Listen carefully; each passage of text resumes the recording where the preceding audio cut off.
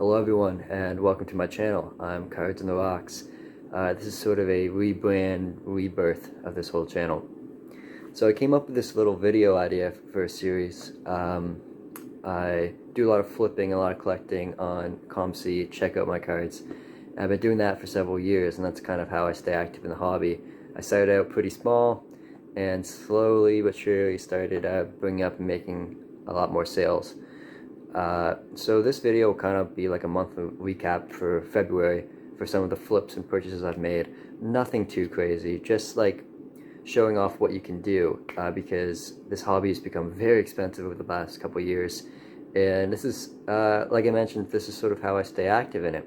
So I know a lot of people, you hear the word flipper, people who are flipping cards, there's a lot of negatives attached to that right now, and with the prices of wax and retail going up, I can totally understand that. With me though, I do a lot of flipping, but I flip cards, and all the money that I make, the profits I make, I'll go back into cards. This is how I buy stuff for my PC and stuff for my collection, is off the profit I make flipping cards. So in this video, I'm just going to be showing you some of the flips that I've made, not all of them, some of the notable flips and purchases I've made over the past month, and stuff that I've also bought for my PC collection, and kind of going over some of that. I like to take advantage of COMC's feature and just stock up on a lot of stuff and then ship it out in one big bulk order. So without wasting any more time, let's get into some of the flips that I've made over the past month. Okay, so let's get started here. Right off the bat, I should mention that with my flipping, I often will sell below market value because I want cards to sell within like a day or two or less. I do not like having cards sit around in my inventory for weeks, months at a time.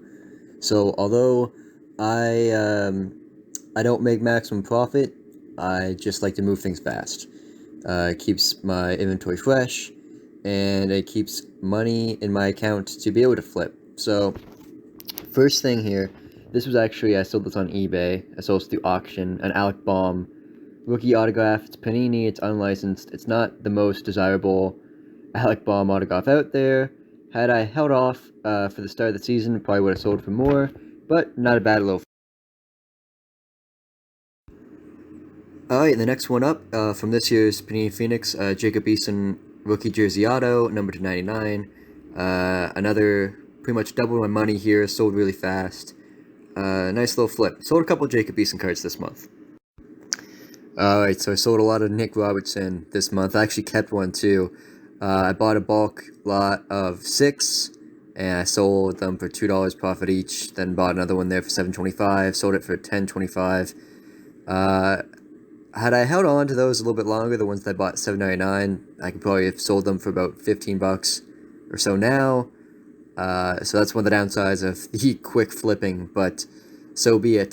Still made a good little chunk of money off that. And I think I've even sold some more Nick Robinson Young Guns after recording this. Another nice quick flip here. James Robinson came out of nowhere this year. Undrafted running back for the Jaguars.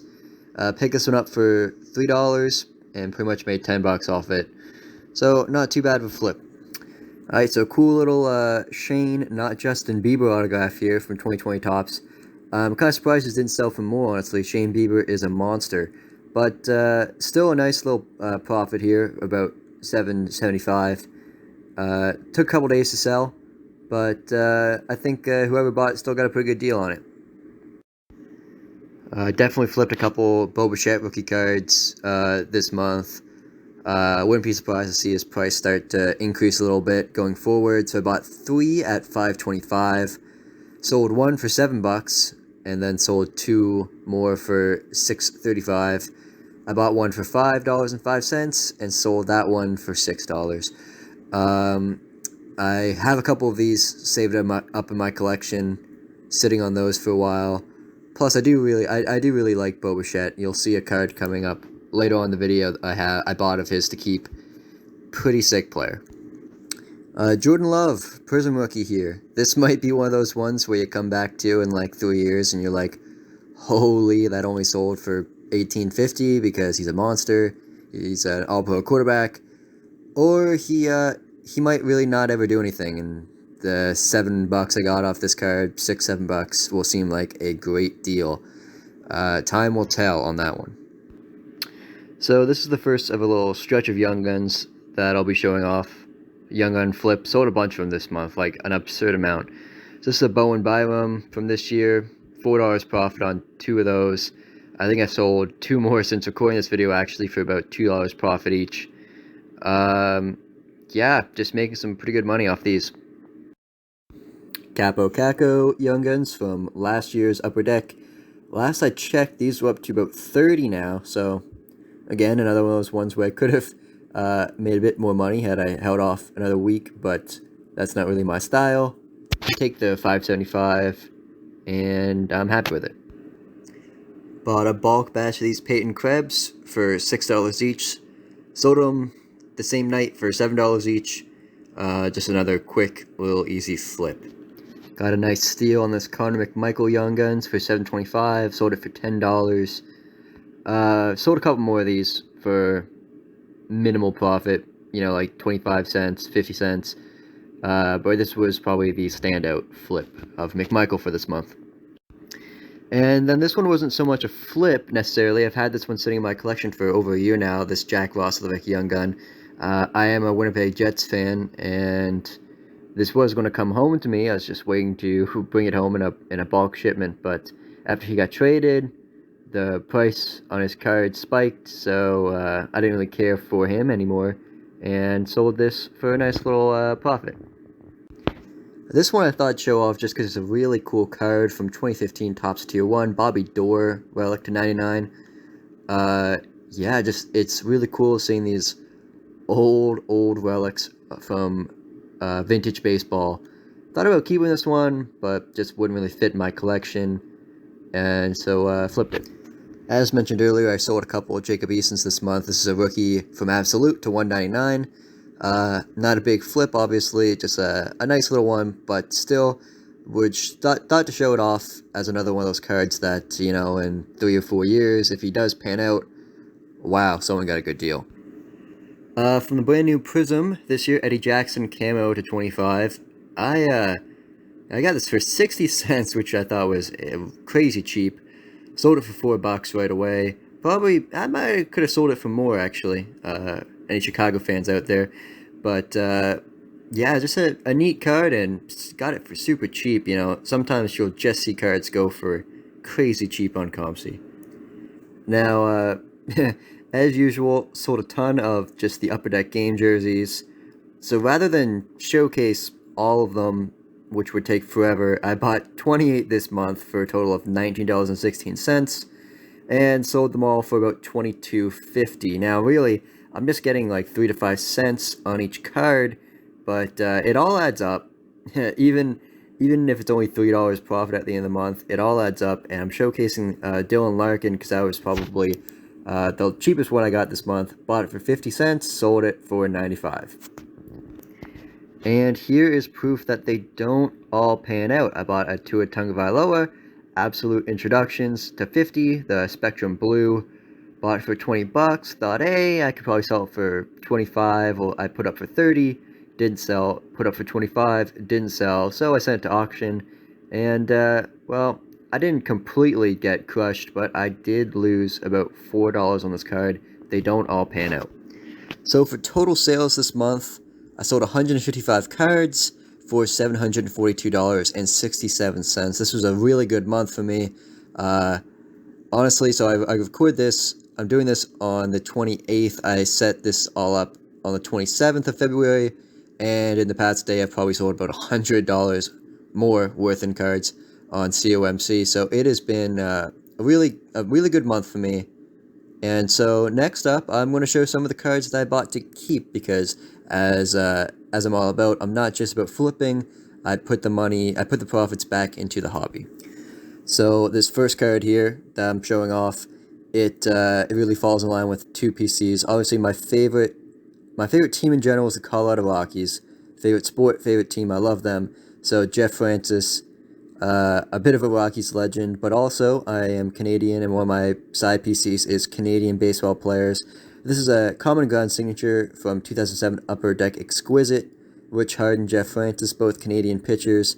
I bought 2 cards off the same guy. The next one you'll see coming up here in a second. But this one I just couldn't pass up for the PC. And the second card I bought off this guy, 2007 Upper Deck Exquisite Rookie Signatures, Nate McLouth, numbered 20. This might come across as a weird one to some of you guys, but Nate McLouth was really my first PC. I was just a big fan of him when he was playing, and so I pretty much have all of his cards except for really rare ones that you could want if you were a Nate McLouth collector, and I did not have this one, hadn't come across it yet, so I had to pick it up. And when I saw he had the Francis and Harden dual autograph, made him an offer for both, and he accepted it, and so I'm really glad to add this one to my collection. Here's a bit of a weird one from 2013 Topps Chrome. This is the Black Silver Ink, which I've not seen this set before. LJ Ho's autograph, 8 of 25. This doesn't really fit into any particular PC of mine. I simply just cannot pass up cheap, beautiful Ho's. So a couple of cards next for my hometown PC, Halifax Mooseheads. They're my local hockey team. This is Sena Peters, Star Rookies, numbered to 100. I think I have 3 or 4 of these now. I bought one for 40 cents, one for 45, and I mean, if when they're this cheap, I'm just going to keep buying them. I'll buy all 100. I don't care. And I also got his teammate, Zach Jones, which I'll show here next. Also numbered to 100. I bought that one for 65 cents. Jared McIsaac is another Nova Scotian native and Halifax Mooseheads player. Bought his Upper Deck Canada Juniors jersey for about 60 cents. Couldn't pass that one up. And Bowen Byram, who is not Nova Scotian, nor did he play for Halifax. However, he is an excellent young defenseman, and for 60 cents, couldn't pass up this jersey card of him. One of the young guns I ended up keeping this month was a Ty Dellandrea young gun, Dallas Stars rookie. Kid was drafted 13th overall, and for $1.25, it's worth sitting on this one and see if he pans out, so I'll be bringing this one home. Another one of my biggest PCs, albeit controversial, is Michael Vick. He was just, when I was a kid, he was the most exciting player to watch. He was one of my favorites, and so I definitely have a nice little collection of him, mostly in his Atlanta Falcons uniform. That's how I like to remember him. I bought a handful of cards of his this month, like I normally do. Highlighted this one, 2020 Panini Prism, the red ice. It's a sick looking card, and I can't wait to have this one in person. Alright, so the big guns now. These 2 next cards are the 2 best ones I picked up this month. This one, I can't believe how cheap I got this. 2020 Panini Prism, Bo Bichette, Purple Prism autograph, number 10 of 25. I know it's unlicensed, but damn, what a card, what a player. This one is definitely coming home to me. It's just sick. I mean, it's sick. Oh, and the best for last, this guy. I've wanted a Larry Walker autograph for so long now. He hasn't had anything in his Colorado Rockies uniform. He hardly signed, and then when I saw this pop up, 2020 Topps Chrome Black, Larry Walker, $35. I would have paid $55, $75. I needed this card. Not only is this guy fit into the Canadian ball players PC, he is a Rockies legend, former MVP, Hall of Famer. Oh man, this was really the last autograph I needed for the Rockies, like of the really big players that you would want. I pretty much have everyone else except for Larry Walker, and I was so glad to add this one to the PC, to my collection, and I can't wait to bring this one home. So that'll conclude it for this month. I want to thank you guys for sticking around through this video. Hope you guys enjoyed. This is a little bit of a new idea I was toying with. First time ever really making a video like this. So let me know what you guys thought. And hopefully I'll be back, make another one of these for next month. And again, thank you guys all for watching. Please like and subscribe. And see you guys for the next video.